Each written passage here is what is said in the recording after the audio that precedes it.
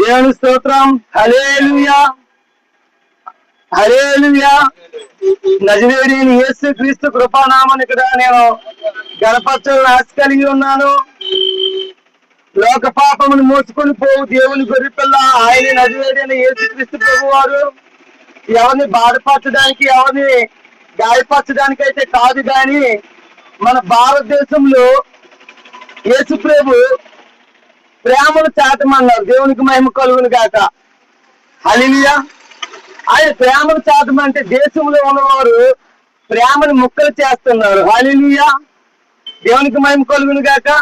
ఎందుకంటే మనం అందరము క్షేమముగా ఉండాలంటే, మన దేశం క్షేమముగా ఉండాలంటే అందరము చేసే ప్రార్థన భగవంతుడు ఆలకిస్తాడు. హల్లెలూయా, దేవ స్తోత్రం. ఎందుకంటే జై శ్రీరామ్. హల్లెలూయా. జై శ్రీరామ్ తప్పే లేదు కదా. ఇప్పుడు యేసుక్రీస్తు ప్రభు వారు నిన్ను వల్ల నీ పొరుగువాడు ప్రేమించు అన్నారు. ఇప్పుడు నా పక్క మతస్థుడు, నా పక్క వ్యక్తిని నేను ప్రేమించకపోతే నేను ఆయన నమ్మిన భక్తి వ్యర్థమే. హల్లెలూయా, దేవునికి మహిమ కలుగును గాక. ఎందుకంటే ఆయన నా నా నామముని ఎరిగిన వాడు, నన్ను ప్రేమించిన వాడు అనేక మందికి నా ప్రేమని చూపుతాడు. హల్లెలూయా, దేవునికి మహిమ కలుగును గాక. అందుగురించి ఎవరము తప్పుగా అనుకోవడానికైతే ఏమీ లేదు. యేసుక్రీస్తు వారు అయితే ఇప్పుడు వరకు ఎందుకు వచ్చారు ఎవరు తెలుసో తెలియదు, నాకు తెలియదు. కానీ నాకు తెలిసిన సత్యం ఏంటంటే ఒకరి ఎడల ఒకరు ప్రేమ కలిగి ఉండమన్నారు, ఒకరిని ఒకరు ప్రేమించమన్నారు తప్ప ద్వేషించుకోమలేదు. యేసయ్యకే మహిమ కలుగును గాక. హల్లెలూయా. అయ్యా, ఎవరి హృదయాన్ని అయితే నేను గాయపరుచుంటే యేసు నామములో యేసయ్య నన్ను దీవించును గాక. యేసయ్యకే మహిమ కలుగును గాక. ఎందుకంటే యేసుక్రీస్తు ప్రభు వారు భూమి మీదకి వచ్చింది ప్రేమను పంచడానికే, ప్రేమను పెంచడానికైతే కాదు. శత్రువుని సైతం ప్రేమించమన్నారు యేసుక్రీస్తు ప్రభు వారు. హల్లెలూయా. ఎందుకంటే నిన్ను వల్ల నీ పొరుగు వారిని ప్రేమించు అన్న మాటకి ఒకరిని ఒకరు ప్రేమించుకోకపోతే, ఒకరిని ఒకరు గౌరవించుకోకపోతే చచ్చిన తర్వాత వచ్చేది ఏమీ లేదు. అక్కడ క్షమాపణ సమయంలో దీనంగా నిలవబడడం తప్ప. యేసయ్యకి మహిమ కలుగును గాక. యేసుక్రీస్తు ప్రభువు చెప్పిన మాట ఏంటంటే హృదయాన్ని బాగు చేసుకోమంటున్నారు, హృదయాన్ని శుద్ధి చేసుకోమంటున్నారు. మనకు వస్తున్న అనారోగ్యాల సమస్యలు కాదు, బరువు మీద బరువు ఎక్కువ. హల్లెలూయా, హల్లెలూయా.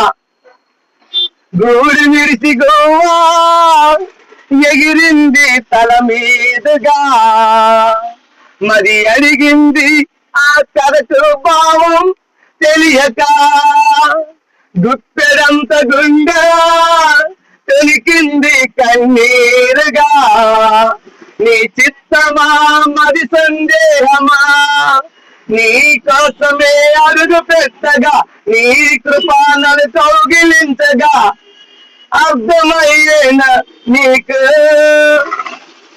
ఎంతో నమ్మకమే. ఎందుకంటే ఆకాశంలో పక్షులు ఎగరడం తప్పు లేదు, కానీ మన తల మీద గూడి కట్టుకోవడం తప్పు.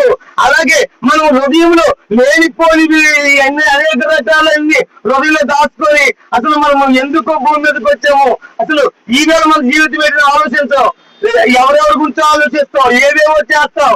మన మెదడులో 350 గ్రాములు వెయిట్ గల మెదడు ఒక రోజుకి 140,000 ఆలోచనలు, అందులో 10 ఆలోచనలు కూడా మనకు కరెక్ట్ గా లేవు. యేసయ్యకి మహిమ కలుగును గాక. ఓకే, అందరికీ వందనాలు. భారతదేశంలో ఉన్నవారు అందరికీ వందనాలు.